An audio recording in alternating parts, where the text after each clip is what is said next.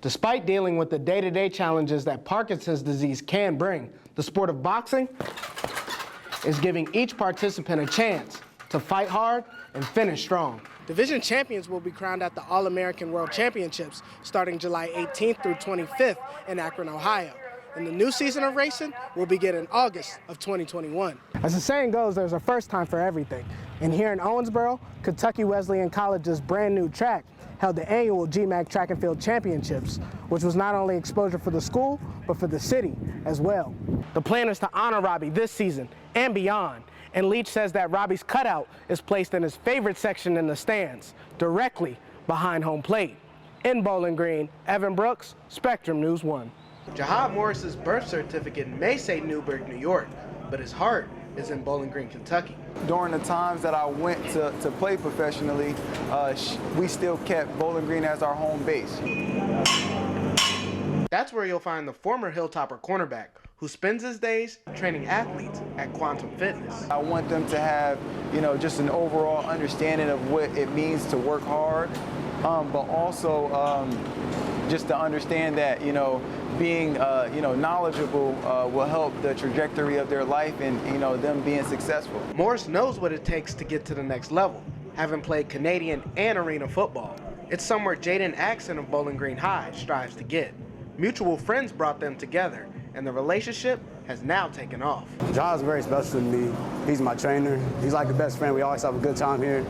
And we always get stuff done, get better each and every single day. Morris says giving back was instilled in him at an early age by his father, and being from one of the roughest neighborhoods in New York only made that drive stronger. We were #1 per capita in crime rate, so in leaving the field, he just didn't want to worry about those children, so he made it his business to volunteer his time, and that kind of stuck with me and my family, so giving back is something that I've always done. For athletes like Axon, he's getting quality training on top of quality life lessons. Always to work hard and just whatever goals you have in life, just go and push through them. Nothing can stop you. The sky's the limit. It's easy to see the passion that Morris has for future generations, and having the chance to do it in a place that took a chance on him makes it all the more special. In Bowling Green, Evan Brooks, Spectrum News 1. Due to the COVID-19 pandemic, some high school sporting events have been canceled, postponed, or altered, but some seniors view the possibility of a do-over year as a great opportunity. I really do enjoy it. I play football and basketball. And, it's fun getting out here every day and playing. So, it's crossed my mind. But for others, like Corbin Murphy, who are committed to college, coming back is not likely. I'm probably not considering it because I've just signed with Campbellsville to play football, so I'll probably won't be coming back. Whether student athletes return or not, the option to come back is a bit of a shock. I was kind of surprised. I didn't know if they would let seniors do something like that, but it really surprised me, and it wasn't something for me, but it's a good opportunity for the other people. But for now, students are focused on finishing out strong and will consider their options when it's time. I'm trying to just focus on this season for now, then, talk to some people after and just go from there. The Senate bill still has to pass through the House Education Committee, along with the signature from Governor Andy Beshear before it's fully enacted. And although it may be difficult to return, senior student athletes will still consider the chance to come back. In Glasgow, Evan Brooks, Spectrum News 1. Sports is a passion for most young men, and Robbie Stovall was no different. He's just always enjoyed sports. He loves watching on TV. He would bring us the remote control and say ESPN. Robbie was introduced to the Tampa Bay Rays affiliate, the Bowling Green Hot Rods, and from there, it was a partnership that nobody saw coming. We started coming to Hot Rods games, I guess, in 2014. We came here as kind of a test. He loved it from the first time he came.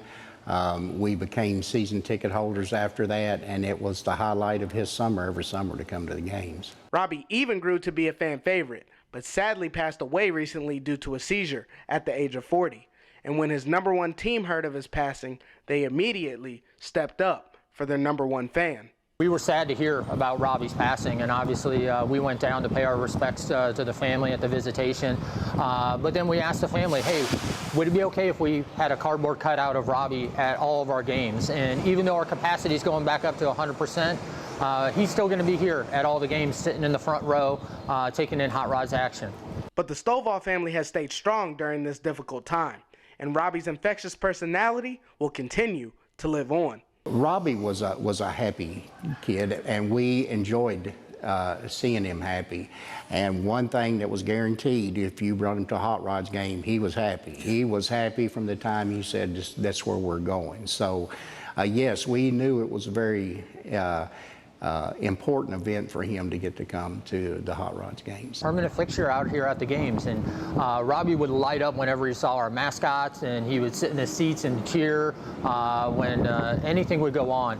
And it was awesome to watch. He could see Roscoe or Axel from across the ballpark, and he'd start pointing and light up. The plan is to honor Robbie this season and beyond. And Leach says that Robbie's cutout is placed in his favorite section in the stands, directly behind home plate. In Bowling Green, Evan Brooks, Spectrum News 1.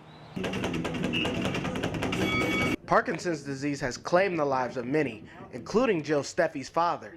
But the head coach at Rocksteady Boxing Gym has a plan to help people with the disease. The boxing part, hitting stuff, concussion, is what actually puts the dopamine back in their brain, which is what you lose as you get older, and Parkinson's people lose it a little bit more. So they don't have to box really hard, and they don't have to hit really hard. As long as they're doing the concussion, it works. There are over 14 different boxing stations and 28 total throughout the gym, focusing on improving functional skills. It serves as treatment for fighters like Cynthia White, who's battled the disease for over a decade. I like the speed bag. It took me a while, but I finally got to where I could do a little bit of the speed bag, and I enjoy that. It's a challenge. I like to challenge myself. I find it helps overcome the disease. According to the Parkinson's Foundation, over 10 million people worldwide are currently living with the disease. The classes also focus on issues like balance as well. Balance is a problem, and I think we work on a lot of things that helps us hold on to and maybe even improve that. Although the goal at hand is to improve functional movements, having fun can't be overlooked. We literally just try and give them their lives back for a little bit and take care of what they need. Despite dealing with the day-to-day challenges that Parkinson's disease can bring, the sport of boxing is giving each participant a chance to fight hard and finish strong. In Bowling Green, Evan Brooks, Spectrum News 1.